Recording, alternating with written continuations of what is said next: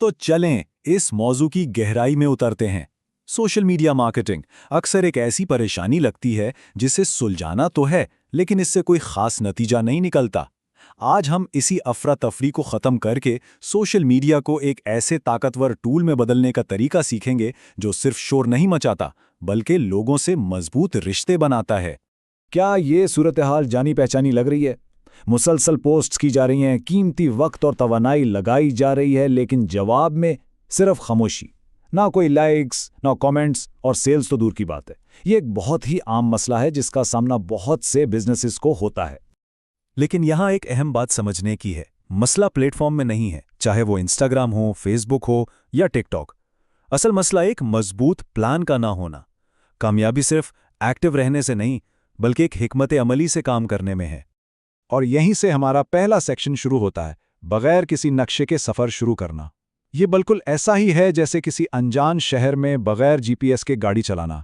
ईंधन तो बहुत जलेगा, लेकिन मंजिल पर पहुंचना तकरीबन नामुमकिन है। एक मौसर सोशल मीडिया मौजूदगी सिर्फ तब पोस्ट करने से कहीं ज्यादा है जब भी दिल किया कुछ पोस्ट कर दिया। ऐसी बेतरतीब पोस्टिंग से गैर मुस्तकिल नताइज ही मिलते हैं, और ये आपके बिजनेस के मकासद को भी पूरा नहीं करती। ये बस एक बेमकसद शोर पैदा करता है जो ना सिर्फ आपके मुमकिना कस्टमर्स को दूर कर सकता है, बल्कि आपके ब्रांड की पहचान को भी कमजोर कर देता है। तो फिर उसका हल क्या है? हल ये है कि कोई भी कंटेंट बनाने से पहले एक बुनियादी स्ट्रैटेजी तैयार की जाए। ये आपका स्ट्रैटेजिक ब्लूप्रिंट है। आइए देखते हैं कि इसे कैसे बनाया जाए। हर चीज की शुरुआत होती है आपके बिजनेस गोल से। ये आपका शिमाली सितारा है। क्या आपको लीड्स चाहिए, ब्रांड के बारे में आगाही बढ़ानी है, या फिर सेल्स में इजाफा करना है? जब मकासद वाज़े होंगे तो हर पोस्ट, हर स्टोरी और हर वीडियो एक मकसद के साथ काम करेगी, जिससे ऐसे फॉलोअर्स आएंगे जो वाकई आपकी चीज़ों में दिलचस्पी रखते हैं। और जैसा कि सोशल मीडिया मैनेजर लूना राद कहती हैं, आप किसी ऐसे शख्स से बात नहीं कर सकते जिसे आप जानते ही ना हो। ये बात हमें स्ट्रैटेजी के अगले बहुत ही अहम हिस्से की तरफ ले जाती है, यानी अपनी ऑडियंस को समझना। अपनी ऑडियंस की गहराई में उतरना बहुत ज़रूरी है। वो किस ज़ुबान में बात करते हैं, उनकी दिलचस्पियाँ क्या हैं, वो किन मसाइल का सामना कर रहे हैं। टिकटॉक क्रिएटर सर्च जैसे टूल्स ट्रेंडिंग टॉपिक्स दिखा सकते हैं, जबकि आंसर दी पब्लिक और सेमरश ये जानने में मदद दे सकते हैं कि लोग ऑनलाइन क्या सवालात पूछ रहे हैं। ये मालूमात आपको ऐसा कंटेंट बनाने में मदद देंगी जो वाकई उनके दिल को छू जाए। अब ज़रा इस बात पर गौर करें, ये एक आम गलतफहमी को दूर करती है। हर जगह मौजूद होने की ज़रूरत नहीं है।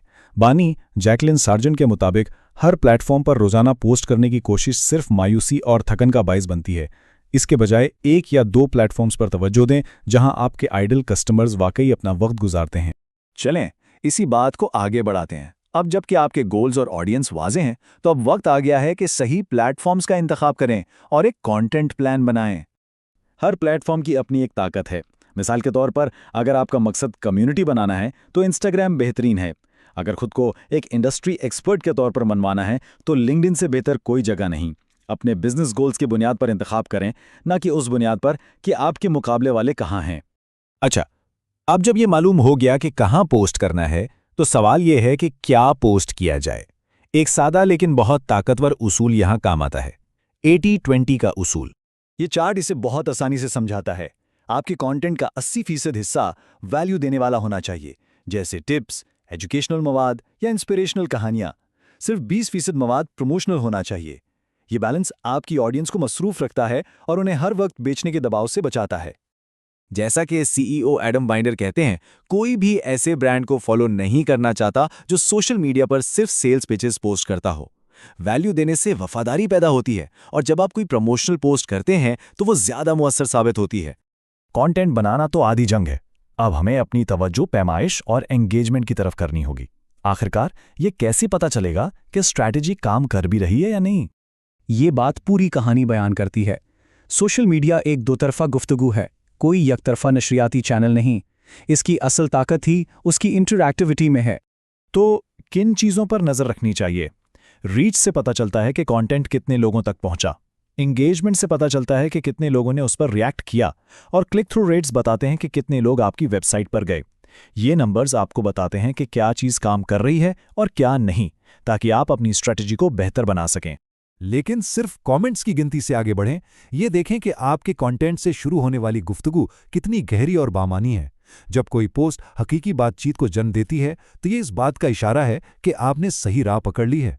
आखिर में आइए कुछ आम गलतियों पर बात करते हैं जिनसे बचना बहुत ज़रूरी है। इनको समझना इस बात को यकीनी बनाएगा कि आपकी मेहनत ज़ाया ना हो। पहली गलती, कोई वैल्यू ना देना।